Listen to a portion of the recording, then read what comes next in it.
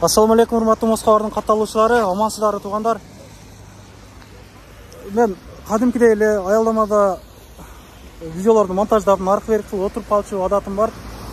Ошондо отурсам бир кыргыз эже келди, шашып.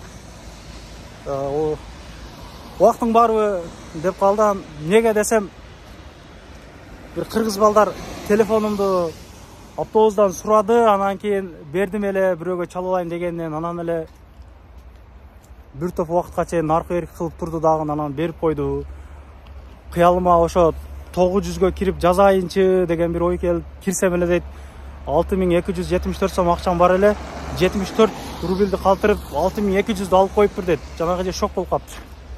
Не болду эже, симой жүзүмдү көргөзбөй эле кой дейт. Не болуп калды ошондо? Ошентип менден алды телефонду, узак убакытка дедим карпак турду дагы, анан кийин мага телефонду кайра кайтарды. Биринчи эме деп айтты, СМС жазып алайынчы эже деди. СМС жазып, мен ошо эме паспорттун данныйларын регистрация кылдырып атат элем, паспорттун данныйларын жөн эле мындай жазуу түрүндө жазып коеюнчу деди. Анан эми макул анда жазсаң жазып ал дедим. Анан ал жазып, анан мага берди. Бергенден кийин эле уже остановкадан түшкөнгө даярданып калды да. Анан мен 900гө кирип текшердим. Мен дайыма онлайн переводум жок, Сбербанк. Анан 900дөн гана текшерем да.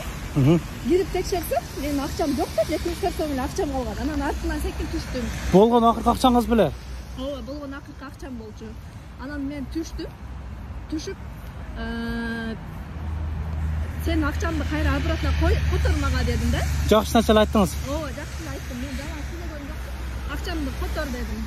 Десем, кандай акча, мен сиздин эч кандай акчаңызга тийгеним жок деди. Анан кийин мен бар жокту билемин дедим. Мен дайыма онлайн иштейт, 900дөн которомун дедим. Мен онлайн ача албаган үчүн мага ошо Сбербанктан 900 аркылуу которсоң болот деп айтышкан дедим. Азыр мага которосуң дедим. Или мен сени милицияга алып барам, или бас сен чындап айтып аткансың, жүр Сбербанкка барабыз дагы.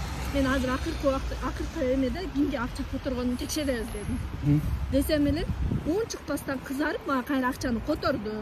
Биринчи тартышып турду. Мага каякта акчаны айтып атасызбы, эме кылбаң депчи.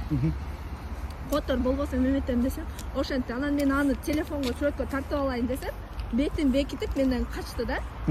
Качып, кыйла качып нар жака кетип калды. Остановкада айланадам да эч ким жок болчу да.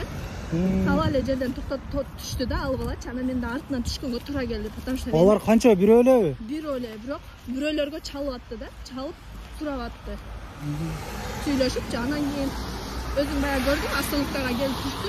Экөөбүз артынан эметсек качты. Ошо этият болгула.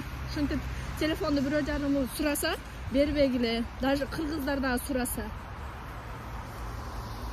Азыр ошондой шылгындар бекер акчага көнүп калыптырдан да, оңой окатка. Ооба, оңой окатка көнүп калыштыр булар. Сиз деле бирөөгө жардам берейин деп бердиңиз да, чалып алсын, бир нерсе бүтүрүп алсын деп. Жаш бала экен, жаш эле бала экен, эниңсасы жок болсо жоктур да депчи. Менин деле ийнилерим бар да. Мен ошондой ойдо эле мен бердим агачы. Мен анын мындай кылышын билгеним жок да, бирок өзүмчө көңүлүм сезди да, негедир 900гө текшерейин депчи. Акчаңызды бердиби, эмне болду ошондо? Акчамды кайтарбаймын деп, эч кандай мындай эмне эле болуп атасыз, каерде Сбербанкка барабыз деп менен кыйла тартышты. Анан кийин кайра которду. Которду акчаңызды? Ооба, которду. Жакшы. Этият болсун деп атам да. Мага окшогондор канча эмелер бар бул жердечи, кыз келиндер бар. Ошентип сураса, анан кийин берсе, ошентип акчасын алып койсо жакшы. Сиз эми эже жашыраак болуп, эпчил болуп карап калдыңыз да. Чоң эжелерибиз бар да, мейлем балам, мейли бар кыла турганың деп, жумушуңду бүтүрүп ал деп. Булар специальный ошо эмеден остановкаларда турушат экен, булар специальныйчи.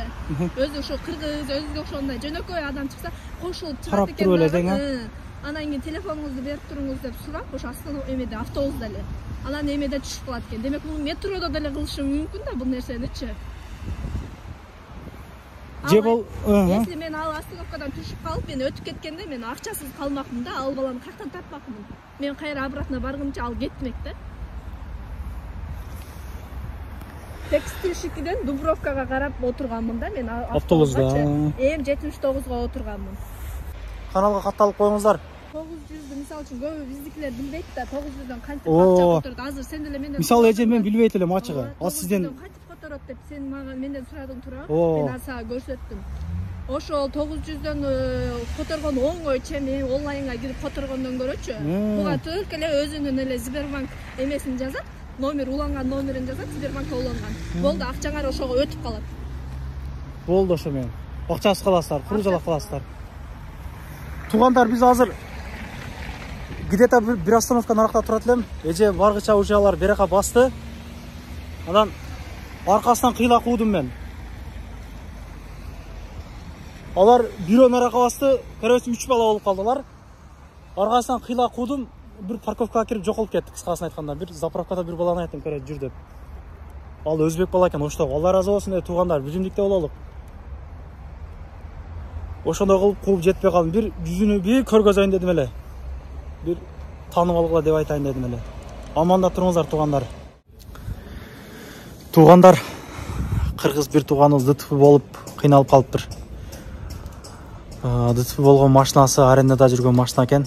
Анан ошо менен жана кече спринтердин аркы берки видеолордон кийин жүзү менен чыгуудан да тартынып, ошо колдон келишинче жардам берип коюшса жакшы болот эле. Пена тууп атат бияктан, аренданыкы. Устаханага алып келип коюптур. Машинаны дагы тарта албай атам, өзүн дагы тартайын десем кой дейт. Колдон келишинче жардам берип коелучу, туугандар. Абайлап айдаңыздар, жолдо кетип атып эле жөн эле бир темирди уруп алыптыр. Алды мотор жагы вообще жок.